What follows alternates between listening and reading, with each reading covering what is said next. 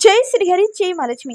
प्रिय भक्तगणों, आप सभी को अपने यूट्यूब चैनल रोहिणी ज्ञान में हार्दिक स्वागत है। आज हम प्रस्पान करेंगे परिवर्तनी एकादशी व्रत कथा। स्कंद पुराण के अनुसार भाद्रपद माह के शुक्ल पक्ष में आने वाली एकादशी को परिवर्तनी एकादशी के नाम से जाना जाता है। जयंती एकादशी, पद्मा एकादशी और डोल 11 आदि नामों से भी जाना जाता है। यह एकादशी समस्त प्रकार के भोग और मोक्ष प्रदान करने वाली है। इस दिन भगवान विष्णु के वामन अवतार की पूजा की जाती है। इस एकादशी को भारत के कई क्षेत्रों में पारस एकादशी के रूप में भी मनाया जाता है। परिवर्तनी एकादशी के दिन श्री हरि शयन करते हुए करवट लेते हैं, इसलिए इस एकादशी को परिवर्तनी एकादशी कहते हैं। इस दिन भगवान विष्णु के वामन अवतार की पूजा करने से वाजपेयी यज्ञ के समान फल मिलता है। समस्त बाधाओं और पापों से मुक्ति मिलती है और यह व्रत देवी लक्ष्मी जी को प्रसन्न करने के लिए सर्वोत्तम व्रत है। इसलिए इस दिन भगवान श्री लक्ष्मी नारायण के साथ साथ लक्ष्मी माता का भी पूजा करनी चाहिए। श्री स्कंद पुराण में कहा गया है कि जो मानुष इस एकादशी व्रत को करता है वह देवलोक में जाकर चंद्रमा के समान सुशोभित होता है और अश्वमेघ यज्ञ के समान फल प्राप्त करता है। तो आइए अब सुनते हैं परिवर्तनी एकादशी व्रत कथा। कथा सुनने से पहले आप सभी से एक अनुरोध है कि भगवान विष्णु की कृपा पाना चाहते हो तो कमेंट बॉक्स में जय श्री हरि जय माँ लक्ष्मी अवश्य लिखिएगा। लाइक कर चैनल को सब्सक्राइब कीजिएगा और ज़्यादा से ज़्यादा इस कथा को शेयर भी कीजिएगा। तो चलिए अब ध्यानपूर्वक कथा को सुनिए। एक बार महाराजा युधिष्ठिर ने भगवान श्री कृष्ण से पूछे, हे ब्रह्मांड के पालन करता, हे कृष्ण, भाद्रपद माह के शुक्ल पक्ष में कौन सी एकादशी आती है? इसके अग्र देवता कौन है? कृपा करके इसका विस्तार से वर्णन करें। फिर भगवान श्री कृष्ण ने उत्तर दिए, हे राजन, भाद्रपद शुक्ल पक्ष में जो एकादशी आती है उसे परिवर्तनी एकादशी कहते हैं। इसे वामन एकादशी भी कहा जाता है। जो भी इस एकादशी का व्रत करता है उसे महान पुण्य की प्राप्ति होती है और वह इस भौतिक बंधन से मुक्त हो जाता है। इसी कारण इसे जयंती एकादशी के नाम से भी जाना जाता है। केवल इस व्रत की महिमा सुनने से भी व्यक्ति अपने पूर्व जन्मों के पापों से मुक्त हो जाता है। यह व्रत इतना श्रेष्ठ है कि इसके पालन से अश्वमेघ यज्ञ के समान फल प्राप्त होता है। जो भी इस व्रत का पालन करता है उसे भगवान वामन देव की आराधना करनी चाहिए। ऐसा करने से वह भगवान ब्रह्मा, विष्णु और महेश की पूजा भी कर लेता है और मृत के समान भगवान श्री हरि के धाम को प्रवेश करता है। भगवान श्री कृष्ण ने आगे कहा, हे राजन, इस दिन भगवान विष्णु करवट बदलते हैं, इसलिए इसे परिवर्तनी एकादशी कहा जाता है। अब मैं आपको इस व्रत से संबंधित एक पौराणिक कथा सुनाता हूँ, जिसे ध्यानपूर्वक सुनो। त्रेता युग में बलि नामक का एक दैत्य राजा था, जिसका नाम असुर कुल में हुआ था जिसका जन्म असुर कुल में हुआ था, लेकिन वह भगवान का परम भक्त था। वह ब्राह्मणों और गायों का सम्मान करता था और भगवान की स्तुति करते हुए अनेक यज्ञ किया करता था।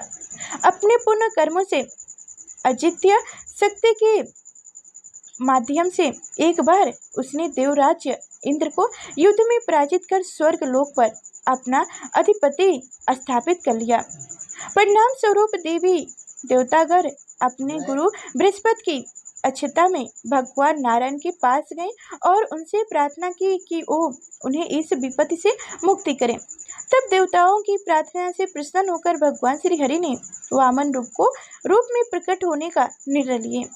इस प्रकार भगवान श्री हरि वामन ब्राह्मण यानी कि वामन स्वरूप में माता आदित्य और कश्यप ऋषि के पुत्र रूप में प्रकट हुए और बलि महाराज जहाँ अश्वमेघ यज्ञ कर रहे थे उस स्थान पर पहुंच गए और जाकर वामन देव ने बलि महाराजा से ब्रह्मा के रूप में भिक्षा की अर्चना की।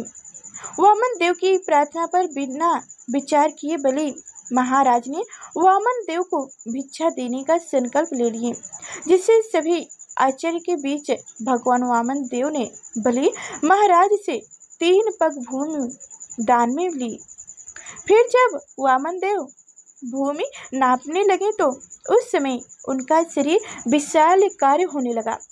एक पग से उन्होंने स्वर्गलोक, सभी ग्रह नक्षत्र और ब्रह्मांड को नाप लिए और दूसरे पग से उन्होंने पृथ्वी लोक को अध्यक्ष कर दिया। यह देखकर वह उपस्थित सभी लोग आश्चर्यचकित रह गए।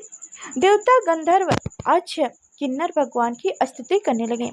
तब भगवान वामन देव ने बलि महाराज से पूछे, हे राजन, मैंने अपने दोनों पग से स्वर्ग और समस्त ब्रह्मांड को नाप लिया है। अब मैं अपने तीसरे पग की भूमि का दान कैसे करूं? तब भगवान की बात सुनकर बलि महाराज ने अत्यंत विनम्रता पूर्वक अपना सिर आगे किए और भगवान से प्रार्थना की कि वो अपनी तीसरा पग उनके मस्तक पर रखें। भगवान वामन देव ने इस प्रकार बलि महाराजा के मस्तक पर अपना पैर रखकर उन्हें पाताल लोक भेज दिए। बलि महाराज की विनम्रता और सरल गति देखकर वामन देव ने उन्हें वरदान दिया कि हे सदैव बलि महाराज की भावना में निवास करेंगे।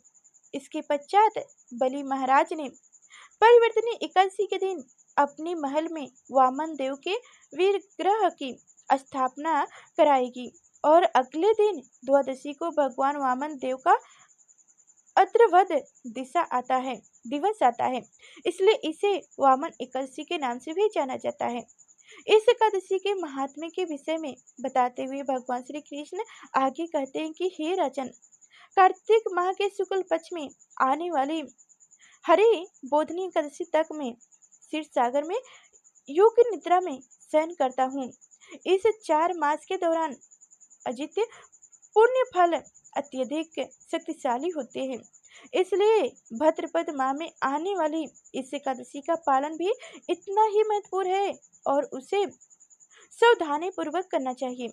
जो व्यक्ति मेरे द्वारा वर्णित इस पवित्र एकादशी का पालन करता है वह इस संसार में समस्त भौतिक सुखों को प्राप्त करता है और जीवन के अंत में भागवत धर्म प्राप्त करता है।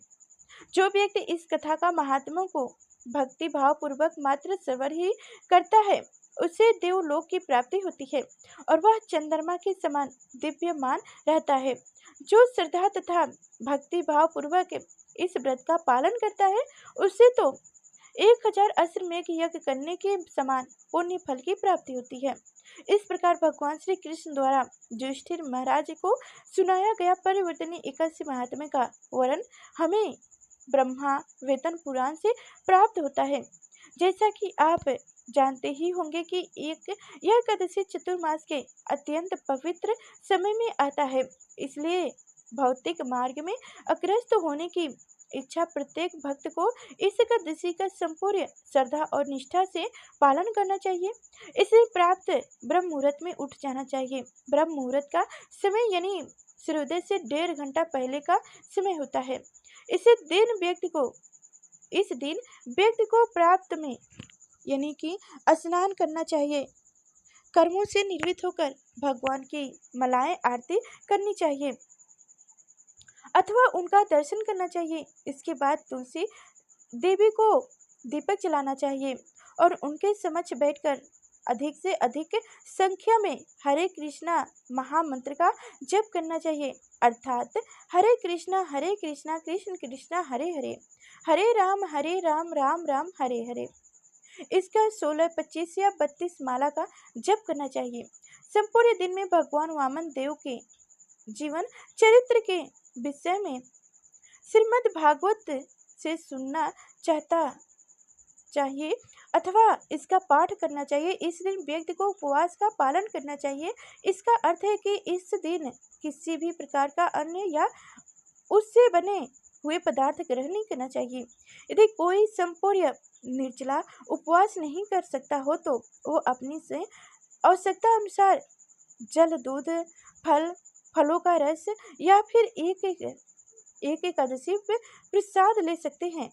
इस दिन किसी भी व्यर्थ कर्मों में एकादशी यानी कि कर्मों में समय बर्बाद नहीं करना चाहिए, जैसे कि किसी की निंदा करना और चौथा बातें करना, मोबाइल या टीवी में समय गंवाना, अधिक सोना इत्यादि। इससे अधिक अधिक समय भगवान के पवित्र नाम जप, कथा श्रवण और कीर्तन में लगाएं।